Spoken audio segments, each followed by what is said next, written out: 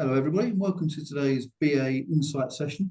Today we're talking about the who, the what, the why, the how, and the when of business analysis. And to do that, we've got three excellent guests to join me to talk about all of those things and how it all comes together. And spoiler alert, we might have a little video at the end as well. All right, but before all that excitement, if I can start with some introductions. Karabo, we can start with yourself, please. Okay, thank you, John, for inviting me. It's such an honor. I'm excited to be sharing my experience from a business analysis point of view. Quick introduction about myself. I've been in the IT industry for about 20 years. I've moved in different BA roles, started as a graduate BA and just moved up until I'm now in a leadership BA role. Worked in different industries, from finance to pharmaceutical, from logistics. Now I'm in central banking. So that is, at a nutshell, my little profile. Thank you. Brilliant. Thank you, Karabo. Okay, and Mark, over to you next. Thank you for having me, John. Pleasure to be here. And my name is Mark Bruins. I'm a senior certified business analyst. I've got over 40 years experience. Sorry, Karabo, doubled up on the, I'm turning 60 next month. So I started in my early 20s. I've had 25 jobs in the past, 15 of them contracts, 8 of them in the UK. I'm a serial business analyst contractor. In 2019, in April, I launched BA Masterminds. I mentor business analysts how to pivot from perm to contracting and doubling your salary in 90 days. And I really enjoy it, and I'm pleased to be here. Thank you. Okay, thank you, Mark. And last but not least, Marcus. Hi, Marcus Udokang here. I emanate all the way from Calgary, Canada. It's on the far west side of Canada, for those who don't know. I have been doing business analysis probably off and on for about 20 years. And I say off and on because I tried to get away from it for a while, and they just pulled me back in, so to speak. I wanted to be an English teacher, of all things. That's what I went to school for, and I have a degree in English, a bachelor's degree. And somewhere along the line, I don't know, computers came in, and I got my first job at IBM in Toronto, where I worked as a business analyst. And from there, I went on to work for the University of Toronto for quite a long time as a BA, as a business systems analyst. And that's kind of where my background started, is on the technical side of business analysis. And over time, it's gone more toward the business side. I've also taught at Seneca College in Toronto, now Seneca Polytechnic, for about 5 years. And I taught 3 different courses in computer programming. And eventually, I moved on to a financial company that built mortgage software. And from there, I worked for a land banking company after that as a BA. And here in Calgary, I went into event management. And I've also worked for an oil company here in the city as well. Calgary is known for the oil industry. So everything from documentation, from requirements management, from business systems analyst, in the financial industry, education, oil and gas, event management. So it's been a long ride, and I don't know what's next. Which is always the beauty of business analysis, Marcus, not knowing what the next project is going to be. And as you've demonstrated, and Mark and Karabo have as well, there's loads of opportunities to work in different areas and different projects, different places all around the world on business analysis. So I feel like, as usual, I've got the 3 perfect guests for this session. Let's start then perhaps with the first question. So obviously the topic is on who, what, why, how, and when. So effectively, this is how we bring together these different things to bring a perspective on business analysis to represent a business. We'll talk a bit more about how those things come together in a short while.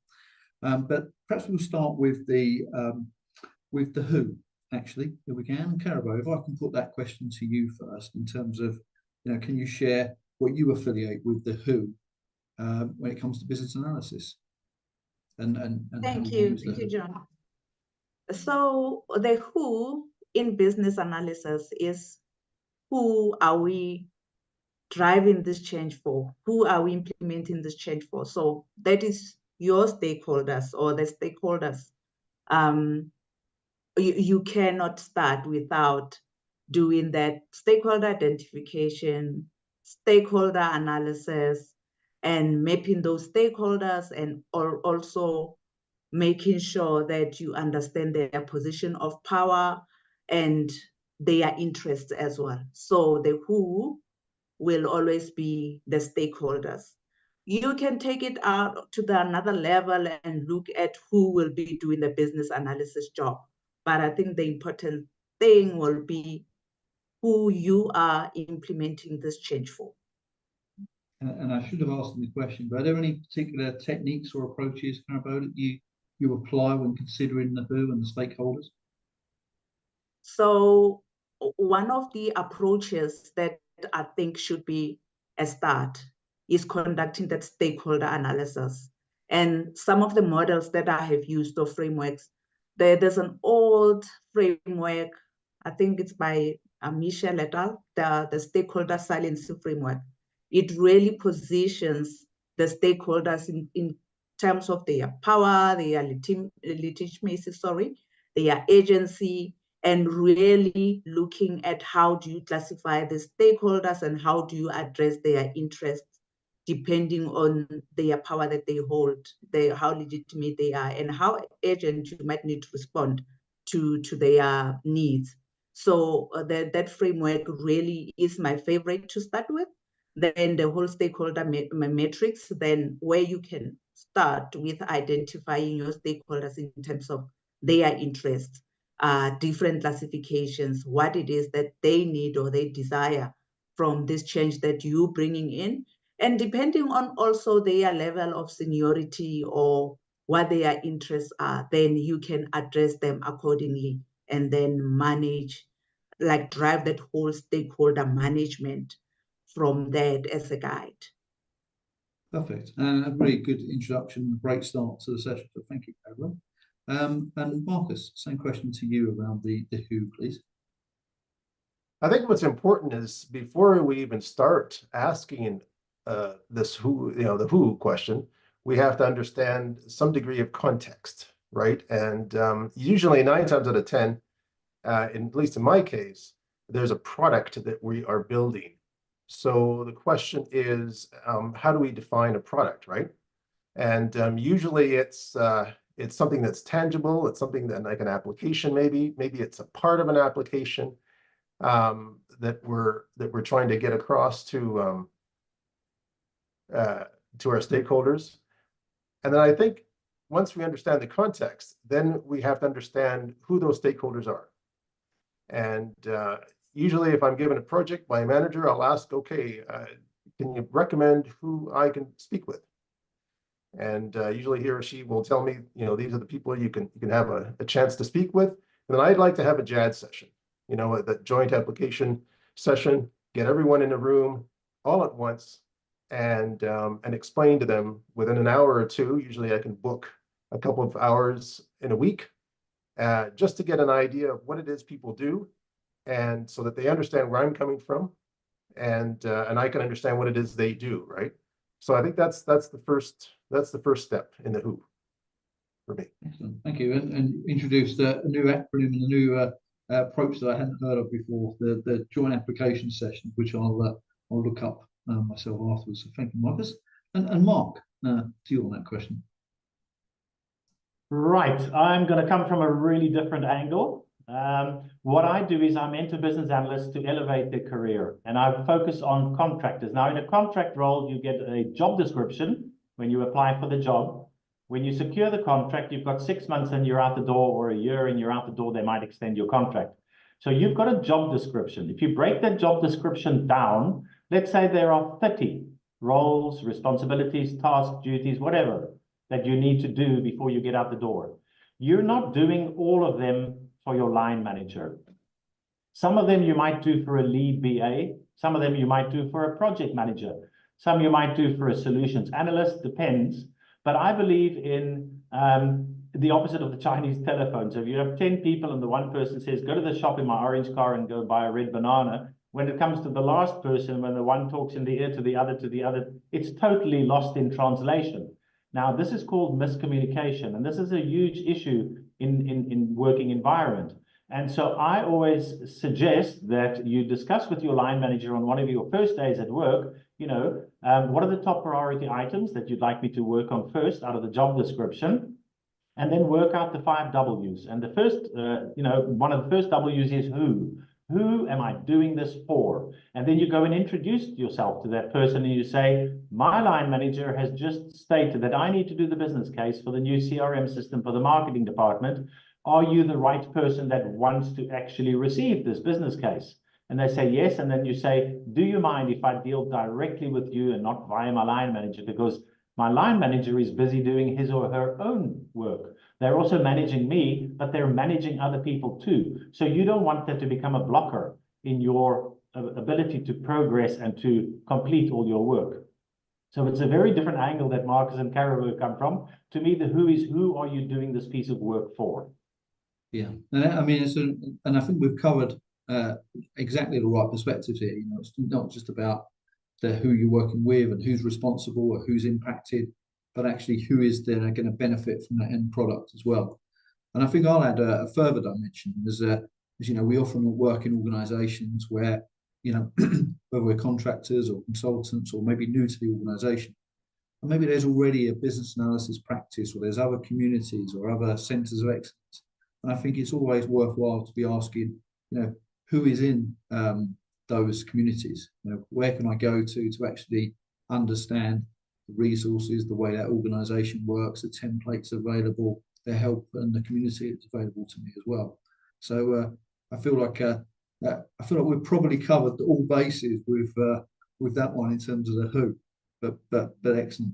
All right, so maybe then we'll move on to perhaps the what in this case, and if I can ask Marcus first in terms of same sort of thing really in terms of approaches, techniques, considerations in terms of the what, as it were.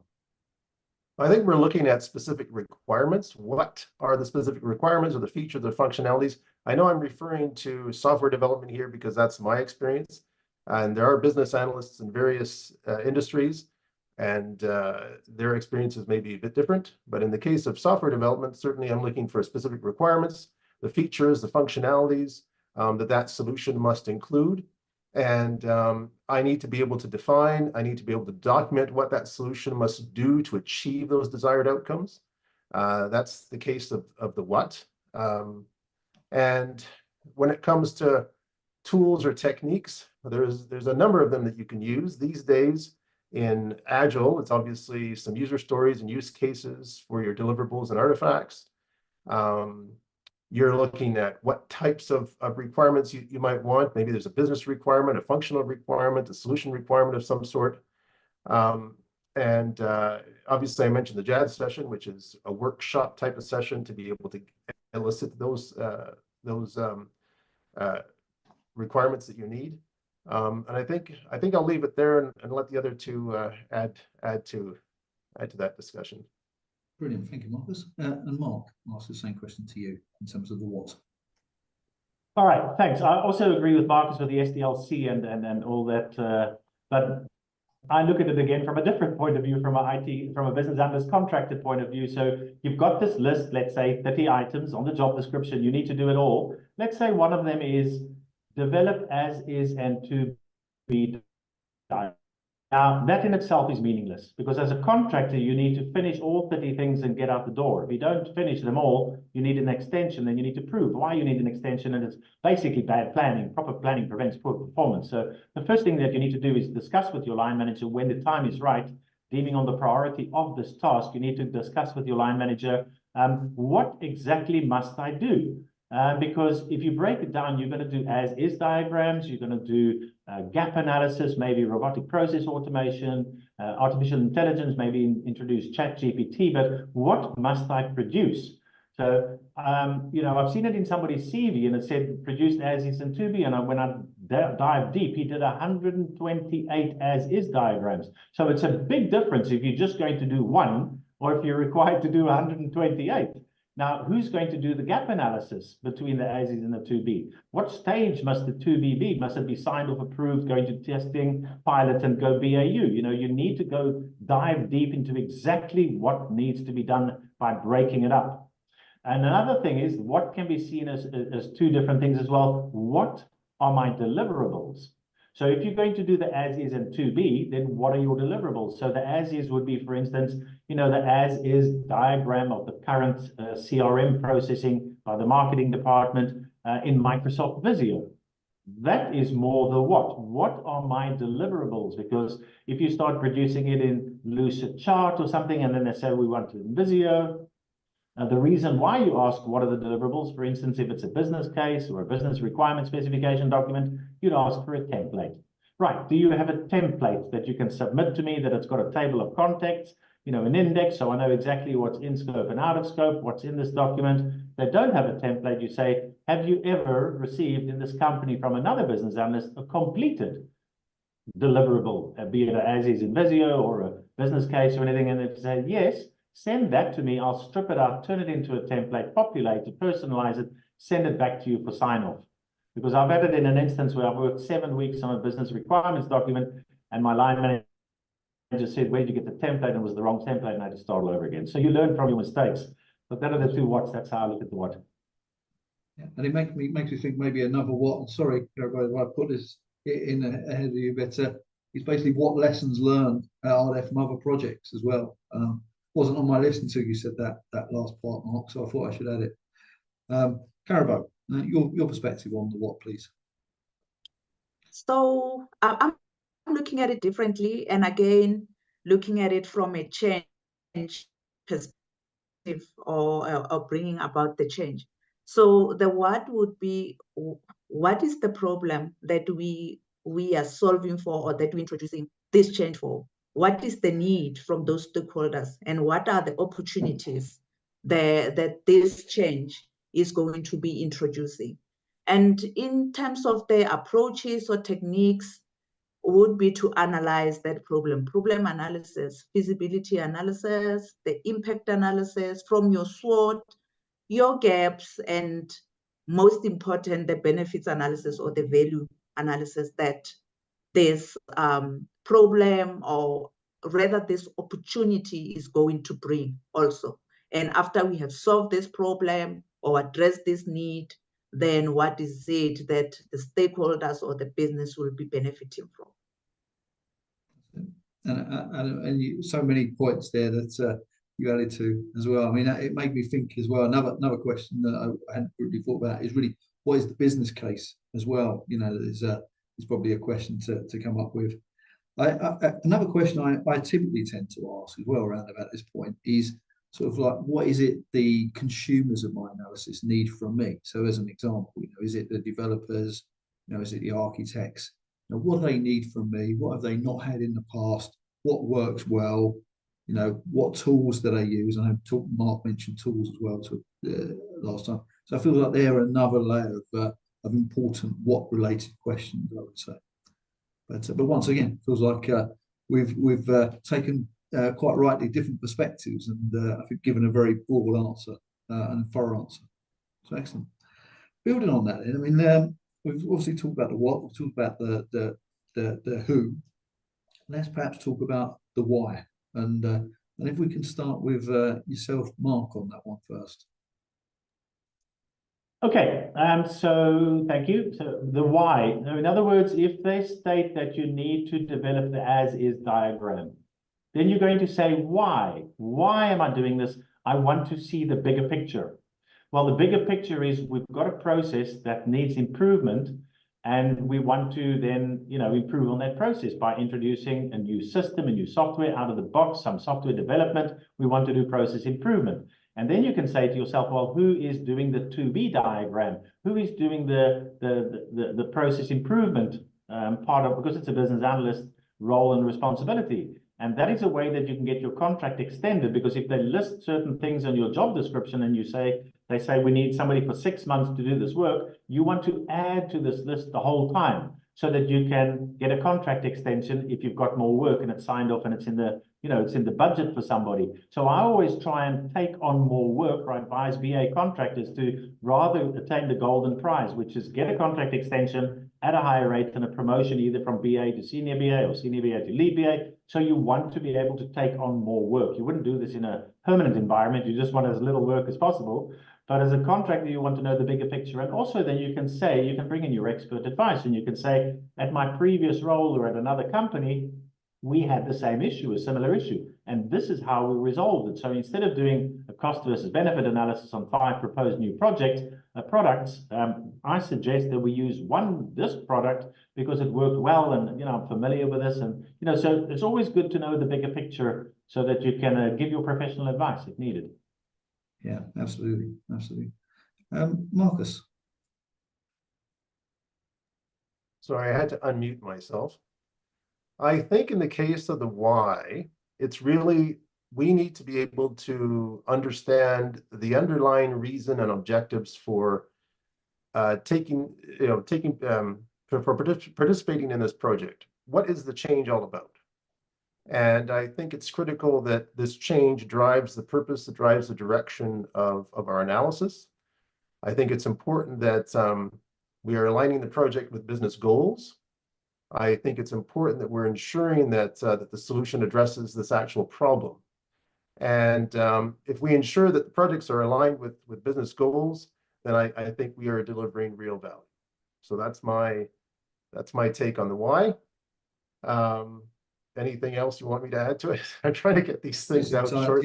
But that said, I mean, you have picked, I guess it's arguably the most fundamental why is, what is the scope? What is the initiative? Why are we trying to do this in the first place before we get into the why of requirements or the why of process? So I think, it's quality, not quantity, I would say. Yeah, and I know you had mentioned, something about what's the problem statement, what are the goals and objectives, what's the expected benefit of this, what's the value proposition, has there been a cost benefit analysis that I can look at or that I am involved in? But all these things will help us answer that why. Absolutely. And Karabo, your perspective? So I really agree with Mark. I would say so business goals drives or answers the why. Why does this business needs this? What are the business objectives? Why do we need to do this to align to our business strategy? So the goals, the objectives, and really going back to the stakeholders, having those conversations or those workshops, asking them the why, get into the root cause analysis so that you can get to a point where you are aligning their responses to whether it supports their objectives, their strategy, and their goals. Then the why will now lead you to the how, not to jump. But yeah, the why will then now dictate the next step. And it's interesting that you talk about the root cause there as well, because the why in that case can become multiple whys if we applied like a 5 whys technique to be able to find the root cause as well. So certainly totally agree with those points, Karabo, I would say.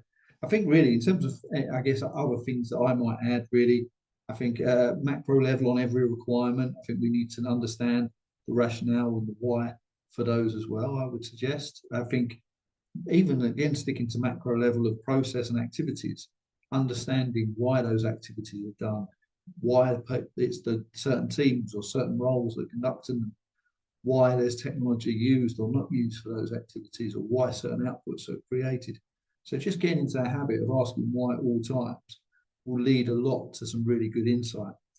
And I think as well, I think probably the last thing is just going back to what Mark was mentioning about whether it's contractors or permanent or consultants, really. I think maybe thinking about why the project plan is structured the way it is, why the objectives are the way they are, why there's a perception, why we've only got 2 BAs when perhaps we might need more, might be a question to be asked, or why do you think a certain skill set is required, as well. So I think yeah, and I think as we've all demonstrated, I think asking why from many different perspectives at every different point in the process will give some really good insight, as I've already said. Brilliant. So let's then move on to the how, and I'm going to start with Karabo first, rightly as I should, as you kindly took us into the how when you were talking about the why. Yeah, your perspective on the how, please, Karabo. Okay. So now we have understood the why we are doing this. Now the next thing is now how are we solving for this problem, and how are we helping business to achieve this business objectives?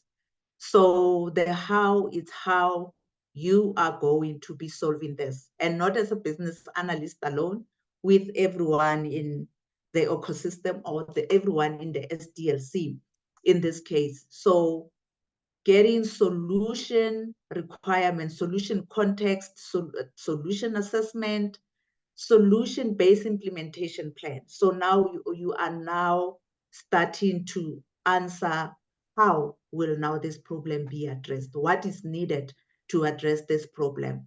How are you going to start analyzing this problem?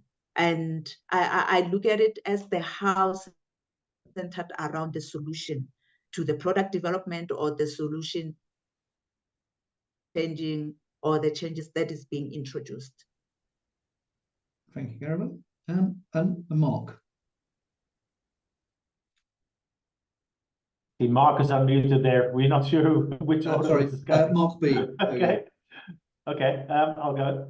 So me again, the how, once you've received this job description and you've got the contract and you're going ahead for 6 months work, let's say, then you take that to your line manager on day one and you say, let's have a look at these tasks in the job description. You know, which one of these don't I have to do anymore? Because the job description could be 2 or 3 months old. They could have employed, you know, put out the job description, given it, marketed it, advertised it, shortlisted candidates, interviewed people, decided on somebody, and that person had a month notice period, so it took a month. So it could be 2 or 3 months old. So there could be some roles and responsibilities that can be removed from this job description before you even start with your contract. And likewise, things could have added on there. So that's the first thing you discuss with your line manager. What in all do I need to do?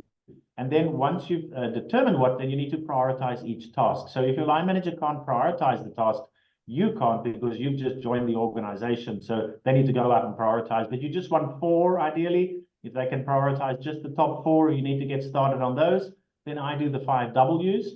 What must I do? Why must I do it? Who am I doing it for? What are my deliverables? And when are they due? So that you can help with the prioritization. Now, once you've determined the 5 W's for each of the top 4 line items, before you start working, you need to plan. You can't just dive in and start working. So that's where I use the how. So this is where your business analysis skills comes in. Now you're going to break down the end result and to exact step by step, what do you need to do to get this result?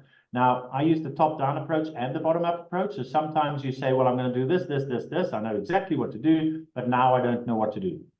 And then at the end, you can say, well, this is the deliverable. So I have the deliverable in time. Final, and then before that is all the stakeholders approve the draft and send it all to the stakeholders. So you work the bottom up and the top down until you've got a gap, and then you go on to YouTube or Udemy or your BCS handbook or the Babok or your lead business analyst, and you fill in those gaps and you say, this is how I want to do it. But then before you get started, you need to get sign off on how to do it, because you're brand new in the organization. You're not quite sure how to do it. So you say, okay, well, one of them is have a one-on-one meeting with the CFO when you want to gather requirements. And they say, no, you can't see the CFO. You need to see the finance manager who's been here longer and works with the processes, and they will have time for you. And they, certain things like that, or don't do it like that. We know that's how you do it in the agile way. We use Agile. We haven't converted from waterfall to agile yet. So, ideally, so basically somebody will sign off on the how you're going to do it, every single step, either your line manager or a lead BA or the who, the person that you're doing the deliverable for. And the nice thing about doing this as a BA contractor, off goes this total accountability off your shoulders onto the person who approves the process, because that's how you can lose your contract or get fired, is if you make a big mistake. And if you make a big mistake, you can just blame somebody else and they say, who told you to do this? Well, that person told me to do this. So it's kind of covering yourself, but that's the way that you can get really productive, knowing exactly the exact steps on what, and then you can map it out into your upcoming week. You can say, with these 4, I'm going to do this amount of work on those 4 tasks, and that's how many hours. And then the upcoming week, Monday to Friday, you're very proactive, highly productive, and you just go, go, go. That's how I break up into the how. Really, a number of key points there, Mark, but the one that resonated with me, probably above the others, really, was that point of understanding how the organisation already approaches change as well, because it's very rare that we go into an organisation and a project and we're doing business analysis for the first time. It's normally been done before, so why not leverage rather than recreate constantly? So excellent. And Marcus, same question to you on the how, please. I think I should start by saying that nothing's perfect in an organization. Usually it's chaos, and we have to navigate through that chaos as best as possible. So I thought I would start with that. When it comes to the how, we're really referring to the process of determining the solution design, the implementation approach. Again, it's for software development in my case. And we're trying to translate the what. We're trying to translate those requirements into actionable steps. Mark talked about prioritizing. That's what actionable steps are all about. And we also need to understand the methodologies to help create the solution. And we are defining processes and tools. We're defining methodologies, the overall approach to deliver the solution effectively, right? And once we have a plan, once we have a design for implementing that solution, then the key really here is to ensure that the solution is effectively developed. Doesn't always get developed perfectly, because sometimes we're on a crunch for time and we leave out certain things that we shouldn't. We need to be able to meet these requirements. We need to be able to deliver value to the stakeholders as quickly as possible. Now, in my case, I like to use some form of modeling technique, maybe a simple process flow diagram to visualize the sequence of processes and workflows. I think that works really well. Sometimes if I want to do a deeper dive, I'm building up an entity relationship diagram. They refer to those as ERD diagrams, to be able to model the data and relationships within the system. Sometimes you just need a simple software tool like Jira or Visio to build that little process. And I think obviously in the Agile environment, you're having constant stand-up meetings daily or every couple of days to make sure that you're on track. It's all about collaboration and communication. So I think that's the how, really, then at the end of the day. In the case of software testing, in the case of software development, you're obviously constantly testing and retesting. When I mentioned chaos, I've worked for a company that only had a production environment. They didn't have a testing environment. So how do you test? Well, you have to test in production, and so the how becomes very difficult. And again, you have to learn to just work around that. So. And then it makes me think as well, a part of the how should also be, how am I going to collaborate with those that are focused on the solution, such as the developers and the architects, and how can we, as an example, how can we help the technology architects actually appreciate what technology and applications need to be built or brought in. And actually that to me is a natural lead into thinking about the functional architecture, the functional analysis as well, and which naturally then starts to make me think similar to Marcus, actually, how are we going to actually analyze that functionality? Is it going to be an ERD, as you mentioned? Are we going to look at state transition diagrams, because that we were looking at workflow? Are we actually focusing on something that's going to have a very obvious front end or user interface? So we might need to think about prototyping as another example. So plenty of different considerations there from different perspectives. But and maybe the last one as well is actually, how am I going to work with others in the team, and how am I going to report status and interact with my project manager as well? We shouldn't leave them out. So good. So once again, covered a lot in that session, in that part. So now let's talk about the when. And and Marcus, sorry to not give you a break on this one, but if I could start with you Yes. first on the when, please. The when, it's all about timing, scheduling.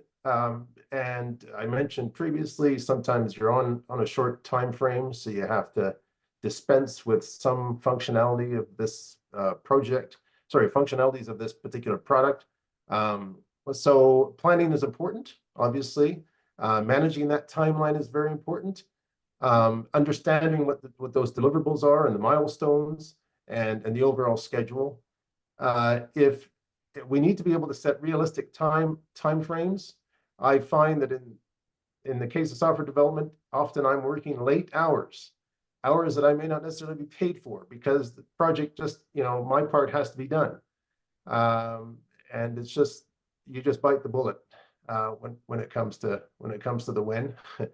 But I think effectively scheduling tasks, understanding how to manage dependencies, understanding how to communicate timelines to stakeholders, I think is very valuable, and ensuring that project stays on track. Obviously, that's the role of the project manager or scrum master, but as a business analyst, you still play a part in that, and making sure that you meet those deadlines and you're contributing to the overall success of that. I think that's key. Excellent, thank you, Marcus. For the when. Mark, this time. Wow, I think Marcus covered it all there. Got to take the wind out of all our sails there, Karabo. Okay, what do we add to that? Okay, so when again I see all the tasks as a contractor, they're once-off tasks. There's no point in giving you a recurrable task. So, for instance, second line support on a help desk, then just now they use Zendesk and they say, we've got to upskill you on this. It's going to take you a month, and then you're going to be slow and make mistakes, and then it's another month. And then 2 months down the line, you're really productive, highly proactive, resolving tickets, closing tickets. Now, in a 6 months contract, after 4 months, you're just going to have to hand that over again. So we don't do recurring tasks. We mostly do once-off tasks. And once-off tasks need to have a deliverable. And all deliverables need to have a due date. So you go straight to the person that you're doing this piece of work for, and you say, when do you want this deliverable by? And then, you've got to understand the bigger picture, according to the project plan or a Gantt chart, that's what their interdependencies, as Marcus referred to as well. And you always try and buy yourself a little bit more time. You always say, like, what happens? Can I do it a week later or something like that? If they ask you when, then you just estimate the time, you double it, and you add a fudge factor, and they're going to say, "Oh no, why so long?" But I've got other work to do, and it's the so basically the when is when it is due. Now, if you are unable to deliver your deliverable, let's say a week before the due date, that is the time to let the who know that you're going to be late. And I always say to my masterminds, don't blame yourself. Always find somebody else that you can blame. Somebody's on maternity leave, or you've escalated the problem to your line manager and it's out of your hands or something like that. But you need to give them that leeway. You need to let them know it's not going to happen. It's happened too much in the past where on the due date, you're just not found. And you've got to seek alignment and transparency and accountability in such an issue. So to me, the when is the deliverable due. Thank you, Mark. And Karabo. So taking it just a level up. So now, after you have done the assessment of why the need, so the next thing to ask is, when do we have to deliver this? How urgent is this a required need? What are you responding to? And when do you need, like, for example, in certain instances, you're responding to legislative needs, legal driven kind of requirements, and you might have to respond and come with a solution quicker. So that is the first one, understanding when this will need to be implemented by. Then the second part, as a BA now, that's where you need to look at as to which deliverables do you need to deliver, and then work out your BA plan now, or your activity plan, as to when are you going to be required to deliver this. And that needs to be aligned to the overall project plan, working together with the project managers. So it needs to be a step from when is this need required by, and in order for you to meet that, what do you need to do by when as a BA? Then you put it in a plan aligned with your project manager, then it will answer the when, which is the timing, the agency of the requirement. So, I mean, I feel like you've covered so much there that there's very little extra for me. So I'll take a slightly different direction here and really say that for me, an appropriate when question to be asked is really, when can we think about how the good practice that we've seen demonstrated on our particular project, when is it appropriate to try and surface that across the organization? Can we feed it into the BA community as an example? So that feels like something we should be thinking about. So certainly I'll mention that at this point as well. I think as well, touching on a point Mark made around, from a contract perspective, same for a consultant perspective, in fairness, there is it's always worthwhile having conversations with stakeholders very early on in terms of determining when is it appropriate to talk about the need to extend the contract. So it's no good finding out 1 week before the end of the project or the end of your contract that actually the when should have been 3 weeks before your contract ended because procurement can't sort it out. So if it's 5 weeks, 6 weeks, 4 weeks, or 2 days, knowing about that gives everybody the opportunity to plan accordingly. And maybe where you are not being extended, or that your role is coming to an end, when should my handover start? Might be another question to think about as well. Perfect. So we spoke about all the topics in terms of I won't read them all out again, but the who through to the when. Good now to think about how we bring them together actually as BAs. And Marcus, if I could start with you first on that question. We'll go to Karabo after that, and I know Mark's got a video to share on that topic. So we'll start with you, Marcus, first. I was going to say, just in reference to the contracts, I've worked with smaller companies or mid-sized companies that they give you enough leeway, the 3 weeks, a month, to tell you that you're going to renew the contract. But bigger companies that run very slowly, I may not know until a week before the end of the contract whether it will be renewed or not. So just I thought I would bring that up. We're trying to integrate the who, what, why, how, and when. Integrating these key components into this cohesive approach. We try to make it as cohesive as possible to ensure this comprehensive understanding or the shared understanding, I think. So the who, right? Have we identified the stakeholders? Have we engaged with them properly? When it comes to the why, do we understand the problem? Is the problem defined? What are the business objectives? Do we know what the root cause analysis is? In the case of the what, have we elicited those requirements effectively, whether it's a use case or user story? Have we used the proper process models? Do we have the right information? When it comes to the how, do we have that solution design, that implementation plan?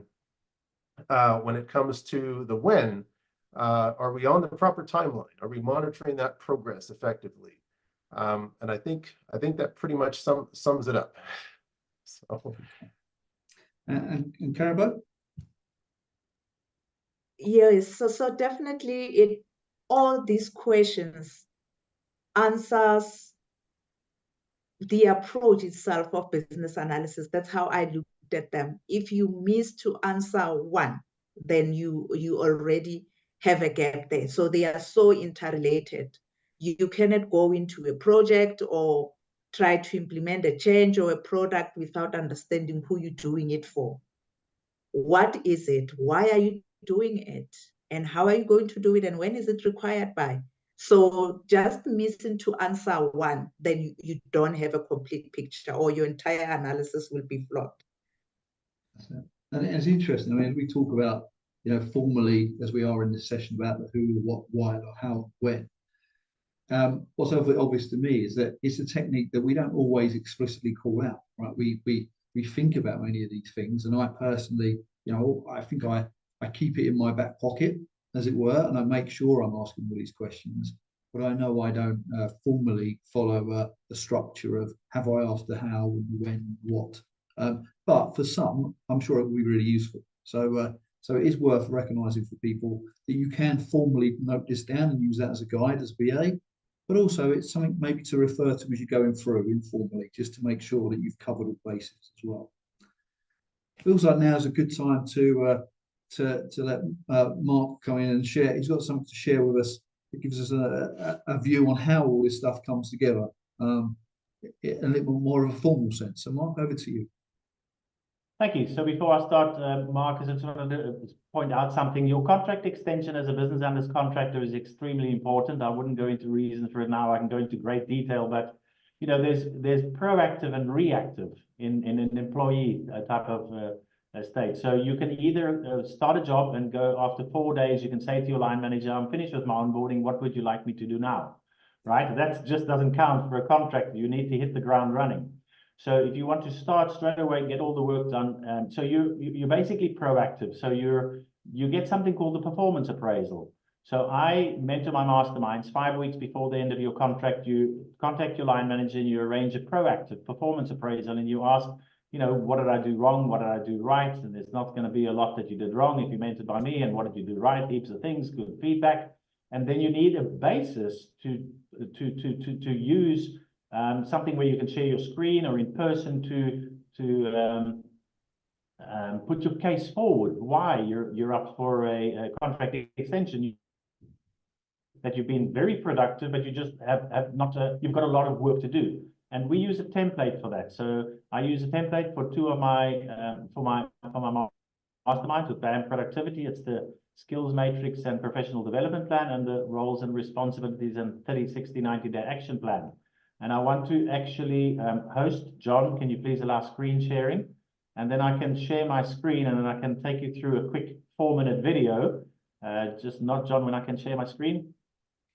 I think you should be able to do it right now, Marcus. No, not yet. Still can't share my screen.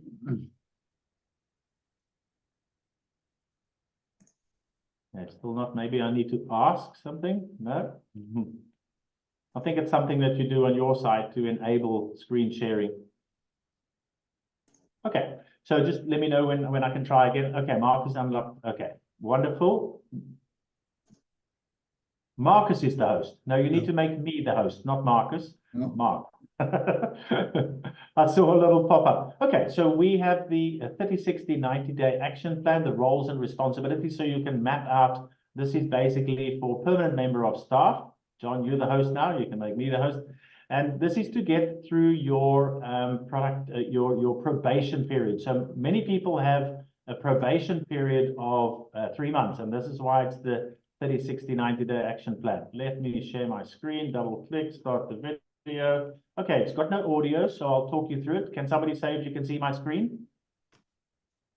Okay, so this is John's profile. So this is Capco, the company that John works for. Let's have a look for a job at his company. So there's a whole bunch of BA jobs. So let's say we've secured one of these jobs and now we've got a start date. So what we need is the job description.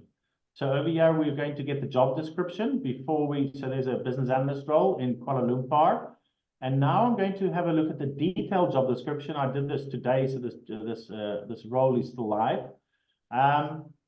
And now we're going to see what the roles and responsibilities are. So I'll expand it there, and you can see there's a whole long list of what this person, okay, it's a permanent job, but this is what you're required to do in your role. So now I copy this and I put it into Notepad so that I can lose all the text and the formatting. And you can see now that I've got the original text. There's a bit of an overview, and here's the original text straight from the job description. I've gone and modified this original text because you need to break it out into the what. What do I need to exactly do? So you can see they're preparing, facilitating, documenting client meetings and workshops. Very different. A client meeting is very different to a client workshop. So that's why you can see I've broken down the job description into more details to give me more work to do so that I can get my contract extended. So I can go to my line manager and I can say, well, let's prioritize these tasks. And there's different priority methods. You get high, medium, low, red, orange, green, 1, 2, 3. I don't use any of those priority methods. I use 1, 2, 3, 4, 5, 6, 7, 8, 9, 10, 11, 12. Those are my prioritization methods. So now I will be actually copying and pasting this into Excel. So this is the template that we use. So I'm first going to show you the blank template before I populate it. So it's the name of the document, is your R&R. That's my name and surname. And then let's just say John is going to be my line manager. He's my line manager for this role. So here is the break it down into the 5 W's, the when, the what, the what, the why, the who, and the what are my deliverables and the when.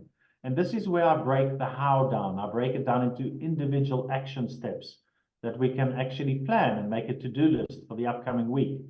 And now we're going to estimate for next week, and we're going to ask our line manager to approve the estimated hours allocated against these tasks. And then estimation is no good. So at the end of the week, we're going to type down the actual hours, and then we'll update the estimated with the actual hours, and then get percentage completed. We've also got what am I going to now? The how. Okay, so this is where I'm going to populate the actual individual steps. And this spreadsheet here, you can use to show your line manager from the 31 tasks, I've still got so many left, and that's why I need a contract extension. So we get the logo of the company, the details, John's details in there, and there's a one-liner about the role to aid our aggressive growth plans in Malaysia. They are broken down straight from the job description, the customized text, the modified text into here, and there are all the priority items which my line manager can then go and do. Now we need to break it down into the how. So we take each of those lines that have been prioritized, only the top 4, and we break it down into the how. So I'm going to pause the screen here. I know we're almost running out of time. Let's see if I can pause it. No, not yet. There. Okay. So on this side here, the individual action steps, that's what I talked about, the top-down approach, the bottom-up approach, and then fill in the blanks. And that's what you plan before you actually start doing any of the work. Proper planning prevents poor performance.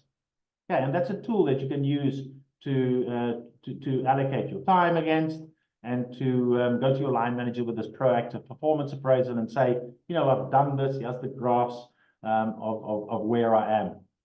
Okay, thank you. Mark, I'm very impressed with that. Proper planning prevents, what was it? Proper planning Poor prevents? performance. Proper planning Performance, okay. prevents poor performance. The 5 Ps. I have to agree with that 100%. And I don't have the same diagram as you, but I have something similar when it comes to change management. And it all comes down to planning. No, thank you, Mark. Really appreciate you taking us through that as well. And it shows the very formal use of the technique we've been discussing for almost an hour anyway. So with that in mind, and with the hour just about up, and the time just about up, I think the only thing that's left for me to say is thank you all for your insights and your sharing your experience and sharing lots of useful information, and a few techniques I hadn't heard of as well. So I'll take those away. I think, Marcus, one of your acronyms was certainly one that resonated. I think it was the joint application session, the JAS session. So I'll think about those. But otherwise, I'll certainly look out for each of you in the wider global BA community, and I look forward to speaking to you again. But yeah, thanks once more. Thank you very much, John. Appreciate it.